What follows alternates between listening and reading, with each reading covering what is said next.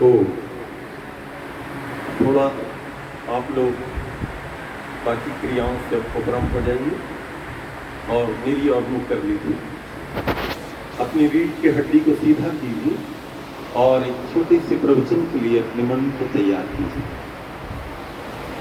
वेदाहुमीतं पुरुषं महान्तं आदित्यवर्णं तमसः पुरस्तं त्वमेव विदित्वाति मृत्युमेति नान्यः पन्था विद्यते अनाय। जाना मैंने जननी जगत को, भाई बहन को जाना और आना जाना जाना है। अकड़ जाना मुकर जाना, लड़ना झगड़ना जाना, राजा राम जाना जो संपत्ति का खजाना है। मित्र जाना शत्रु जाना, अपना पराया जाना, कुटुंब कबीला सब धीरे धीरे जाना है। सब कुछ जाना उसको न जाना तो कुछ भी न जाना जिसके पास तुझे जाना है। इस पूरे आश्रम के संचालक और परसों जिनके आश्रम में उनसे थोड़ी सी आध्यात्मिक चर्चा करने का सौभाग्य प्राप्त हुआ और जिन्होंने बड़ा आग्रह किया कि मैं आज भी आपके बीच में आऊं, ऐसे पूज्यपाद श्रीमान कृष्ण स्वरूप जी महाराज, और जिन्होंने सैकड़ों बच्चों को, युवक युवतियों को व्याकरण आदि शास्त्रों का अध्यापन कराया और जो आर्य समाज के दिव्य विभूति के रूप में देश विदेशों में बड़े प्रख्यात हैं, जो इसी महीने अमेरिका पाताल देश की यात्रा पर निर्धारित रूप से जा रहे हैं। परसों से जिनसे मेरा आग्रह और प्रेम बना रहा, लेकिन कभी उनके गुरुकुल देखने का सौभाग्य प्राप्त नहीं हुआ। इस बार उन्होंने मुझे संदेश भेजा कि आनंद प्रसाद जी को तो आना ही है। वस्तुतः मेरा यहाँ का कोई कार्यक्रम नहीं था, मैं तो सोनीपत आया था। और जो मेरे एक ढंग से दादा गुरुजी भी हैं और मेरे गुरुजी भी हैं और मेरे एक मार्गदर्शक हैं, जिनकी बहुत सारी किताबें आर्य जगत में सैकड़ों लोग पढ़ते हैं, हजारों लोगों तक जिनका संदेश गया।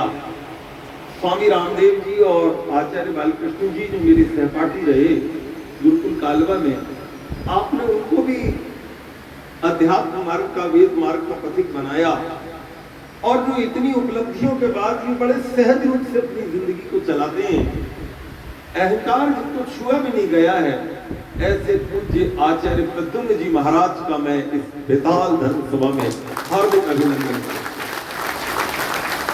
मध्य प्रदेश में नर्मदा के किनारे में जिस गुरुकुल से, जिसके आसपास के किनारे से मैं आया हूँ, उस गुरुकुल में अपने बचपन में जिन्होंने अध्ययन किया है, मेरे छोटे भाई ब्रह्मचारी गणेश के नाम से कभी पढ़ा करते थे। आजकल वो स्वामी गणेशानंद जी महाराज बन गए, जो अभी मंच का संचालन कर रहे थे। मैं उनका भी यहाँ अभिनंदन करता हूँ। आर्य समाज की जो युवा विंग है, जिसको आर्यवीर दल कहते हैं, वर्षों तक सैकड़ों युवक युवतियों को जिन्होंने लाठी भाला चाकू बल्लम जूडो कराटे दंड बैठक आसन प्राणायाम संध्या हवन सिखाया, और जो ब्रह्मचारी चांद सिंह के नाम से पूरे हरियाणा में और भारत भर में प्रसिद्ध रहे, रामदेव जी के पास भी जिन्होंने काम किया और अभी मेरी दाईं तरफ बैठे हुए हैं, ऐसे भ्राता मैं चांद सिंह जी का भी यहाँ अभिनंदन करता हूँ। यहाँ से लेकर उस पूरे मंच पर जितनी विभूतियां विराजमान है, मेरे बाईं तरफ एक बहुत दिव्य विद्वान बैठे हुए हैं और जो बिल्कुल पवित्रता से भरे रहते हैं। और ये विद्वान आचार्य नरेंद्र जी के रूप से साउथ इंडिया में हैदराबाद के पास अपना गुरुकुल चला रहे हैं। आपकी धर्मपत्नी भी विदुषी है। और जो बच्चे व्याकरण शास्त्रों को पढ़ना चाहते हैं, अपने उस सानिध्य में रखकर जो उनका निर्माण करते हैं, ऐसे भ्राता आचार्य नरेंद्र जी। और मैं दूर दूर तक आप सबको देख पा रहा हूं, तो मेरे इस गुरु पूर्णिमा के पर्व को आप सबकी गरिमामयी उपस्थिति में जैसे दीपक सा जला दिया है, मैं आप सबका भी अभिनंदन करता हूं और आपको भी यहाँ पर प्रणाम करता हूं। प्यारे बच्चों, श्रद्धामयी माताओं और पवित्र सज्जनों, एक गुरुकुल में एक आचार्य बैठे हुए थे और बहुत सारे ब्रह्मचारी नीचे बैठे हुए। आजकल वातावरण खत्म हो गया है, गुरुकुलों में बच्चा आदमी भेज नहीं रहा है। Doctor, engineer, professor, chartered accountant, व्यापारी बनाने में हम सब लोग लगे हुए हैं। लेकिन कभी किसी गुरुकुल में जाकर देखिएगा, वहां का आचार्य ऊपर बैठता है, वो बच्चे किसी वटवृक्ष की छाया में बैठकर बड़ी श्रद्धा से अध्ययन करते हैं। प्रातः काल 4 बजे बच्चे उठ जाते हैं और रात के 9 बजे तक उनका आचार्य उनके साथ कंधे से कंधा लगाकर कैसे निर्माण करता है, कभी एक बार जरूर देखकर आइएगा, मेरी आपसे प्रार्थना है। आचार्य बैठे हुए थे और सामने बहुत सारे प्यारे बच्चे बैठे हुए थे, ब्रह्मचारी बैठे हुए। बच्चों की आदत होती है, थोड़ी सी बात करने लगती है। एक बच्चे ने दूसरे बच्चे से कहा, अगर सूर्य उदय नहीं होगा तो क्या होगा? चंद्रमा अपनी शीतलता को खींच लेगा तो क्या होगा? पानी बहना बंद कर देगा तो क्या होगा? वो कहने लगा, कैसी बात कर रहा है तू? क्या बात है बच्चों, क्या बात कर रहे हो? गुरुजी कुछ नहीं है, मेरा दोस्त तो पता नहीं कैसी बातें कर रहा है। खड़े होकर बताओ क्या कह रहा है। डर कर एकदम बच्चा खड़ा हुआ, बोले गुरुजी ये मेरा दोस्त कह रहा है अगर सूर्य नहीं उदय होगा तो क्या होगा? चंद्रमा अपनी शीतलता को खींच लेगा तो क्या होगा? जल की गति में विराम हो जाएगा तो क्या होगा? उसका बहना बंद हो जाएगा तो क्या होगा? गुरुजी ये तो महज अंधकार की बात कर रहा है। आचार्य याज्ञवल्क्य कहने लगे, वो ठीक बोल रहा है, ठीक बोल रहा है। गुरुजी हम समझ नहीं पाए। शतपथ ब्राह्मण के आचार्य सामने बैठे हैं, तो बहुत सारे बच्चे पढ़ रहे हैं। बोले गुरुजी आप क्या कह रहे हैं, हमारी समझ में नहीं आया। आचार्य, एति आदित्यः एति चंद्रमा यन्ति नक्षत्राणि यन्ति वाप यथा वा एता देवता नैव न कुर्यु तदहर ब्राह्मणो भवति यदहर ब्राह्मण स्वाध्यायं न दीते तस्मात् स्वाध्यायो अध्येतु। सूर्य बिल्कुल ठीक समय पर निकल आता है, चंद्रमा पूरी दुनिया को शीतलता देता है, पानी बिल्कुल समय पर व्यवस्थित रूप से बहता है। हम पानी पीते हैं, वो अंदर चला जाता है, अगर बहना बंद हो जाएगा मर जाएगा। पृथ्वी घूमती है, पूरी ऋतुएं बनती हैं, दिन और रात की व्यवस्था बनी रहती है, पूरी फसलें होती हैं। अगर ये पूरे देवता अपना काम बंद कर दें तो दुनिया नष्ट हो जाएगी। लेकिन जो व्यक्ति वेद का स्वाध्याय नहीं करता,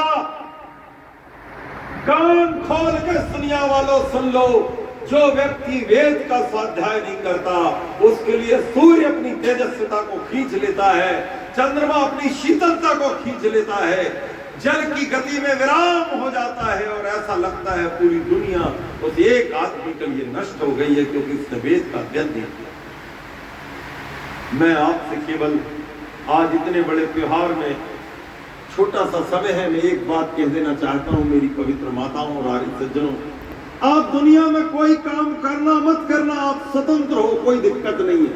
कभी आप दाल चावल खा लो, कभी सब्जी रोटी खा लो, कभी आप ब्रेड खा लो, कभी दूध पी लो, कभी दही ले लो, कभी फुटाने खा लो, कभी कुछ और खा लो, कभी आप महंगे महंगे कपड़े पहन लो, कभी बिल्कुल सामान्य कपड़े पहन लो, कभी आप जंगल में रहो, कभी आप महल में रहो, कोई फर्क नहीं पड़ता। दुनिया में सबको छोड़ देना, कभी वेद को पढ़ना मत छोड़ना, क्योंकि वेद को व्यक्ति पढ़ता रहता है तो उसको भगवान के संविधान का पता लगता है। तो आप कहेंगे आचार्य हम वेद कैसे पढ़े, हम तो ज्यादा पढ़े लिखे नहीं, हमें तो संस्कृत नहीं आती, हम वेद कैसे पढ़ लेंगे, ये तो सब संस्कृत में है। आपको चिंता करने की कोई जरूरत नहीं। मेरी जो पवित्र माताएं बैठी हैं जिन्होंने आज तक स्कूल नहीं देखा है, मेरे जो ऐसे भाई बैठे हैं जिन्होंने कभी स्कूल नहीं गए, मैं उनको भी विधि बता सकता हूँ, वो भी वेद पढ़ सकते हैं। बड़ी बड़ी शास्त्रों की बात छोड़ दीजिए, मैं तो इतना ही कहना चाहता हूँ मेरी माताओं और आर्य सज्जनों, हिंदी का अगर पेपर पढ़ना आपको आता है तो आपका काम हो गया। केवल हिंदी पढ़ना आपको आता है आर्य समाज के ऐसे विद्वान हैं जिन्होंने वेदों पर बहुत सुंदर सुंदर किताबें लिखी, वेदों का भाष्य किया है। केवल एक पेज रोज आपको पढ़ना है। एक पेज यदि आप पढ़ते रहे तो धीरे धीरे धीरे धीरे आपको संस्कृत भी समझ में आने लगेगी और वेद भी समझ में आने। और इस सज्जनों, पवित्र माताओं, आप कहेंगे मान लो हम स्कूल ही नहीं गए तो क्या करें, हमको तो हिंदी पढ़ते भी नहीं आता, अब क्या करें? तो भी चिंता की कोई बात नहीं। अपने घर में जो बेटा बहू है, अपने घर में जो पोता पोती हैं, जो स्कूल जा रहे हैं, 5वीं में, 6वीं में, 10वीं में, 12वीं में पढ़ रहे हैं, कोई दिक्कत नहीं है। उनको अपने पास बैठा लो, कहना बेटा 10 मिनट मेरे पास। अरे दादी क्या करेगी? कहना बैठ जा बेटा, बस बैठ। दादाजी क्या करोगे? बस मेरे पास बैठ जाओ। बैठ गया, उसके हाथ में किताब दे दो जो आचार्य प्रद्युम्न जी आपको उपलब्ध कराएंगे। वेद की किताबें, ये खानपुर गुरुकुल के जो गुरु जी हैं, ये वेद की किताबें आपको उपलब्ध कराएंगे। आपको जाकर उनसे मांगनी पड़ेगी। वो किताब आप ले लीजिए और कहना बेटा इसको पढ़कर सुना दो। आप पढ़े लिखे नहीं हो, कोई समस्या नहीं है। केवल आप बैठकर एक मंत्र को प्रतिदिन अर्थ से सुन लीजिए, समझ लो आपने रेल की पटरी पर अपना कदम रख दिया है। अब आपकी रेल चलती चली जाएगी और भगवान से आपको ये वेद की पढ़ाई निश्चित मिला देगी, इसको कोई रोक नहीं पाएगा। केवल एक बार शुरू, ये वेद का रास्ता है दुनिया वाला। मैं एक बात कहा करता हूं, अगले जन्म में मेरी ऐसी इच्छा है कि मुझे खूब शराब पीने वाले माता पिता मिले, लड़ाई झगड़े करने वाले मिले, खूब गुंडागर्दी करने वाले मिले। इस जन्म में खूब गुंडागर्दी करो, खूब मांस खाओ, खूब लड़ाई करो, खूब उल्टे काम करो। जैसे ही मरकर जाओगे, माता पिता नंबर 1 के शराबी मिलेंगे, नंबर 1 के झगड़ालू मिलेंगे, नंबर 1 के बेईमान माता पिता मिलेंगे। तो आप कहेंगे हे भगवान, इतने खराब माता पिता मिलेंगे तो ऐसा कौन सा काम करें कि अच्छे माता जी मिले, अच्छे पिताजी मिले? एक साथ पूरा पंडाल बोलो, बोलो जो काम प्रतिदिन करोगे, नियमित करोगे, श्रद्धा से करोगे, जिस दिन जाओगे मरने के बाद वैसे ही माता पिता मिलेंगे। अब प्रतिदिन वेद पढ़ो, प्रतिदिन हवन करो, प्रतिदिन ध्यान करो, प्रतिदिन चिंतन करो। जैसे ही आप इस दुनिया से जाओगे, अगले जन्म में माता पिता भगवान का ध्यान करते हुए, हवन करते हुए, वेद पढ़ते हुए मिलेंगे। ये एक ऐसा मार्ग है जिसको दुनिया में कोई बदल नहीं सकता। यही मार्ग हमको भगवान से मिला देता है। समय इतनी अनुमति नहीं देता।